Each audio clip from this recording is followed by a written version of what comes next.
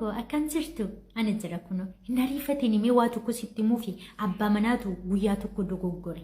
haadha manaasaa baay'ee wal jaallatu turani haadha manaasaa wajjin jechaadha baay'ee guyyaa tokko erga wal fuudhanii walitti budhanii rifatanii hin beekani guyyaa tokko ganama kadhanii balbala dura taa'anii haasaanii kolfaa taphachaa jiru achumarraani miiseejiin tokko dhufee abbaa manaa isheef galee miiseejicha sanas hiriyaa isaatu barreessee fi innis akka kana jedha gaafa inni fuudhee dubbisu ilaameesa kaleessa dhufeeni manaati si dhabeeni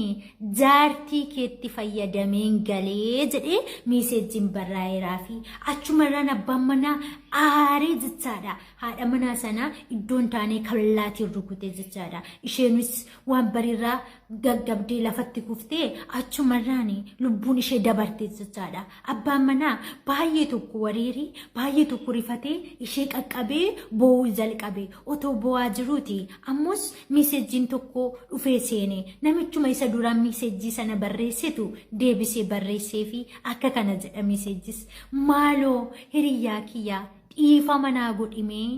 qubee dogoggoreeni isan jaartii kee jedhe chaarjii moobaayilii kee jechuuf jedheen jaartii kee jedhee dogoggora qubeetii maaloo dhiifama naa godhi hiriyyaa kiyya jedhee dhiifama gaafate haati manaa isaa lubbuun dabartee deebisuu hin dandeenye obboleessa kiyya obboleettii kiyya maal siin jechuu barbaadeeni arge jettee dhagaye jettee murtoo hin fudhatiin ariifattee hubadhu ilaalii wanta tokko otoo hin hubatiin daftee murtoo hin fudhatiin siin jedha obboleettii yoo sitti tole viidiyoo kana sheerii godhii akka obboleessi kee hin ariifanne akka obboleettiin kee hin ariifanneef biraan naa ga'i iddoo gaarii naaf oola isin jaalladha Oromoo kiyya.